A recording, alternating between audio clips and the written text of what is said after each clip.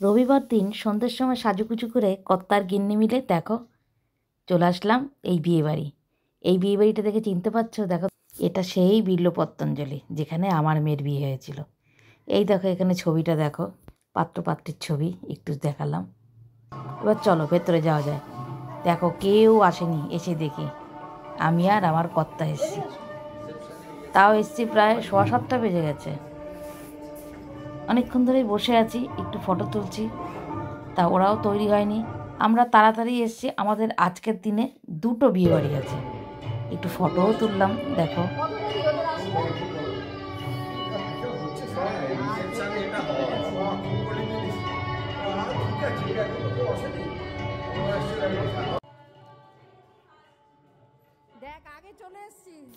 কোনি চলে এসছে, এখন একটু ড্রেসগুলো সব ঠিকঠাক করছে।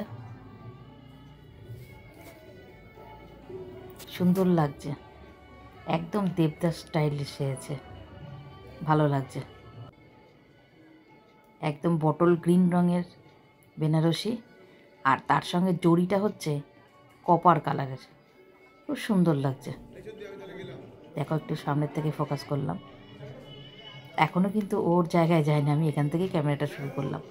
যদিও ফাঁকা ফাঁকা ছিল, ভাবছি যদি দেরি হয়ে যায় আবার ওখানেও তো যেতে হবে, এই কারণে এখান থেকে আমি আমার শ্যুটটা শুরু করে দিলাম।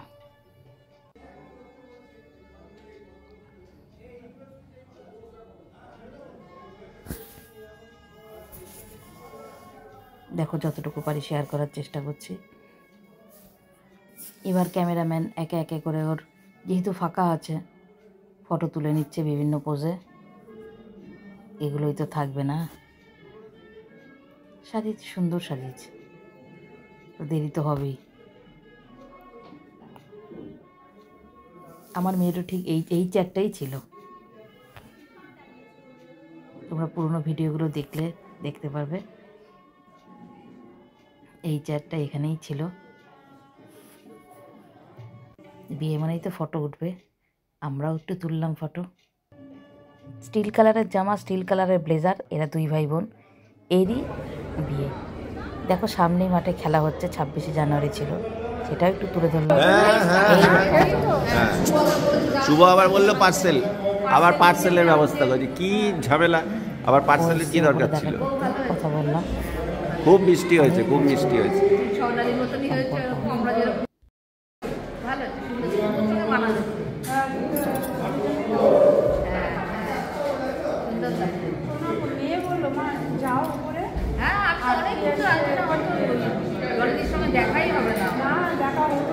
তারপর ডলিদির সঙ্গে কথা বললাম।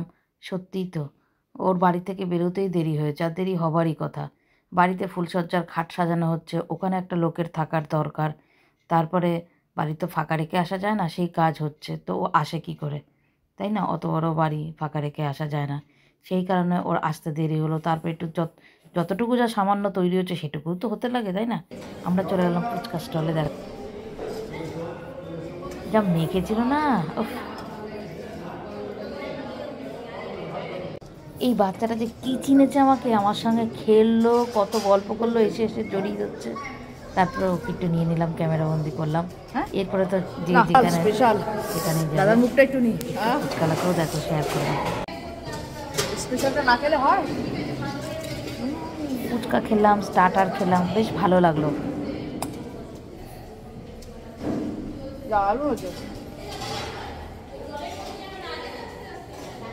মেয়ের বাড়ির থেকে তত্ত্ব এসছে, সেটাও শেয়ার করলাম তোমাদের সঙ্গে। দেখো ভালো লাগছে না? এরপর আস্তে আস্তে কিন্তু লোক বাড়ছে। এবার ওখান থেকে রওনা দিলাম আমরা আরেকটা বিয়ে বাড়িতে। তোমাদের আগেই বলেছি আমাদের এই দিনে 2টো বিয়ে। দেখো এখানে মেয়ে, জামাই, বেয়াই, বেয়ান সবাই আমরা একসঙ্গে নিমন্ত্রিত ছিলাম। চলে আসলাম বিয়ে বাড়িতে।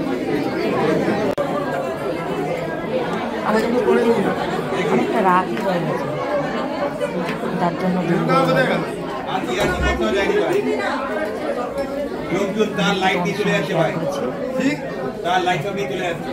তখন খুব ভিড়,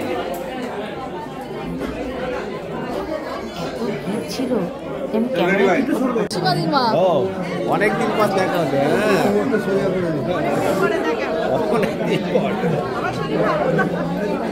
আর ইনি হচ্ছেন দাদাভাই, সীমাদির হাজব্যান্ড, মাসিমা, মেসোমশাই আর সীমাদির ভাই। ওখানে স্টার্টারের কাউন্টার আছে, স্টার্টারে বেশ ভালোই ছিল, কাবাব ছিল, তারপরে একটা ভেটকি মাছের বাটার ছিল। আর শুরু করার আগে একটু শেয়ার করছি, দেখো বাটার নান হয়েছিল ননভেজ, তারপরে হচ্ছিল কিমা চানা, পনির বাটার মশালা, প্রতিটি রান্না অসাধারণ। তারপরে দেখো সীমাদি ফিশ ফ্রাই।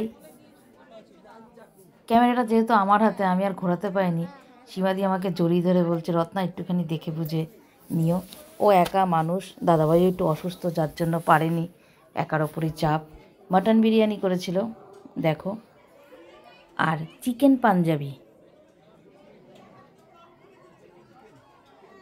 পাঞ্জাবি হয়েছিল। আর এখানে হয়েছিল আরও ফ্রাইড রাইস। আর এত লোক না, মানে বলছি না, নড়তে পারছি না, এত লোক।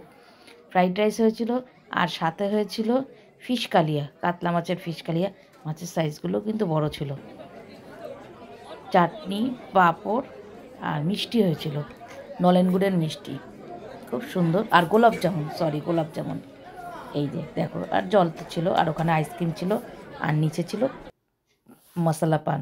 তারপরে খাওয়া দাওয়া সেরে একটুখানি ফটো তো তুলতেই হবে, বিয়েবাড়ি মানেই ফটো তুলে তারপরে আমরা রওনা দিলাম।